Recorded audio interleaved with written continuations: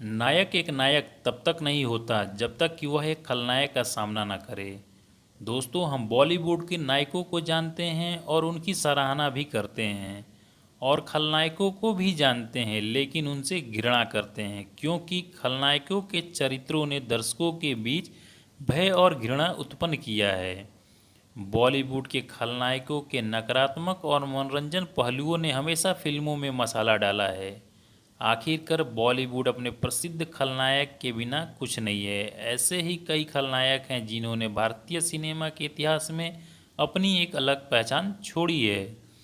तो दोस्तों, सबसे पहले बात करते हैं बॉलीवुड के प्रसिद्ध खलनायक अमीश पुरी जी के बारे में, जिन्होंने बॉलीवुड में एक अपनी अलग पहचान बनाई है।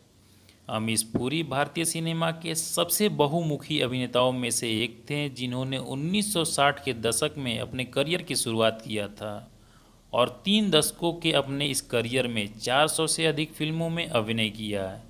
भले ही उन्होंने कई फिल्मों में सकारात्मक सहायक भूमिका निभाई हो, लेकिन ये मिग इंडिया में मैगेम्बो और नायक में भ्रष्ट राजनेता बलराज चौहान की नकारात्मक भूमिकाओं के लिए अधिक लोकप्रिय थे।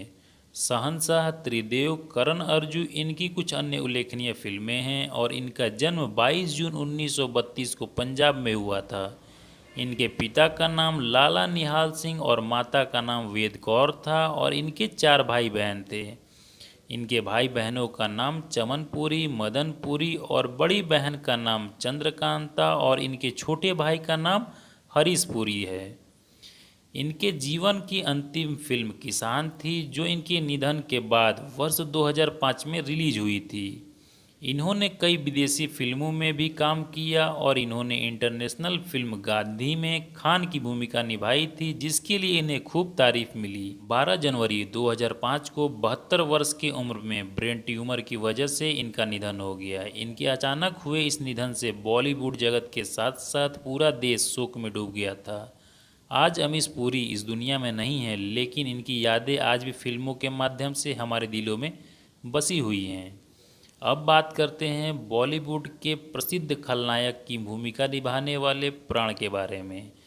प्राण को भारतीय सिनेमा के दिग्गज अभिनेताओं में से एक माना जाता था। इन्होंने 1940 में यमला जाट से अपने करियर की शुरुआत की थी, और अपने फिल्मी करियर के शुरुआत में आधा से ज़्यादा फिल्मों में इन्होंने नकारात्मक भूमिकाएं निभाई थीं, और अपने 6 दशक के लंबे करियर में 350 से अधिक फिल्मों में अभिनय किया और 4 फिल्म फेयर अवार्ड और अन्य प्रशंसनीय पुरस्कार जीते थे। यदि बात करते हैं बुलंद आवाज़ और ख़ास अंदाज की, तो सबसे पहले नंबर पे नाम आता है प्रण का, और इनका पूरा नाम प्रण कृष्ण सिकंद था, और इनका जन्म दिल्ली में हुआ था, और इनके पिता का नाम कृष्ण सिकंद था, जो एक सरकारी ठेकेदार थे। आपको बता दें कि प्रण खुद भी कम आकर्षण नहीं थे, लेकिन उनकी दिली ख्वाहिश कैमरे के पीछे रहकर फोटोग्राफी करने की थी। लाहौर में इन्होंने बतौर फोटोग्राफर के लिए काम भी किया, लेकिन संयोग था कि कैमरे को शायद इनकी शक्लो सूरत से ज़्यादा प्यार था, और कैमरे के इन्हें सामने आना पड़ा। और साल 2012 में इनके फिल्मों में शानदार सफलता को देखते हुए दादा साहब फाल्के पुरस्कार से इन्हें सम्मानित किया गया। 12 जुलाई 2013 को इस शानदार अभिनेता ने अपने प्राण त्याग दिए।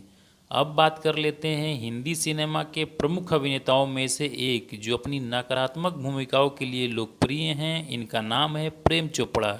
अपने 6 दशक के लंबे करियर में इन्होंने 380 से अधिक फिल्मों में अभिनय किया है। भले ही वह नकारात्मक भूमिकाओं के लिए अधिक लोकप्रिय थे, लेकिन इन्होंने दूल्हे राजा जैसी कॉमेडी फिल्मों में भी भूमिकाएं निभाई हैं।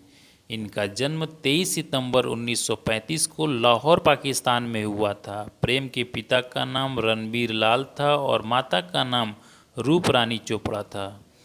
यह अपने भाई बहनों में तीसरे नंबर पर थे, और इनके कुल भाई बहन 6 थे। भारत विभाजन के बाद इनका परिवार शिमला आ गया, और इन्होंने अपनी प्रारंभिक शिक्षा शिमला से ही पूरी की। इसके बाद इन्होंने पंजाब विश्वविद्यालय से ग्रेजुएशन की पढ़ाई पूरी की। अब बात कर लेते हैं बॉलीवुड में बैडमैन के नाम से प्रसिद्ध गुलशन ग्रोवर जी के बारे में। गुलशन ग्रोवर जी बॉलीवुड के उन प्रख्यात अभिनेताओं में से एक हैं, जिन्होंने अपने करियर में 400 से अधिक फिल्मों में काम किया है, जो लगभग 4 दशकों में फैली है। इन्हें नकारात्मक भूमिकाएं निभाने के लिए जाना जाता है और इन्होंने अपनी शुरुआती पढ़ाई दिल्ली से की और दिल्ली यूनिवर्सिटी से कॉमर्स में मास्टर की डिग्री प्राप्त की। गुलशन ग्रोवर को बचपन से ही अभिनय का शौक था, इसलिए इन्होंने अपनी पढ़ाई खत्म होते ही अपने करियर की शुरुआत कर दी थी। अब मैं आपको इनके कुछ प्रसिद्ध फिल्मों के नाम बता देता हूँ। तो इनकी प्रसिद्ध फिल्में हैं हम पाँच, यस बॉस, दूध का कर्ज, इज्जत, सौदागर, कुर्बान, राम लखन, इंसाफ कौन करेगा, अवतार, क्रिमिनल, मोहरा, दिलवाले, हिंदुस्तान की कसम, हेरा फेरी, इंटरनेशनल खिलाड़ी, 16 दिसंबर, लज्जा, एक खिलाड़ी एक हसीना, दिल मांगे मोर, जॉम्बे, कर्ज, गंगा देवी, एजेंट विनोद, बिन बुलाए बाराती और यारियां। ये इनकी प्रसिद्ध फिल्में हैं। तो दोस्तों, ये रही बॉलीवुड की उन 4 खलनायकों की कहानी जो अब बॉलीवुड में नहीं दिखते हैं।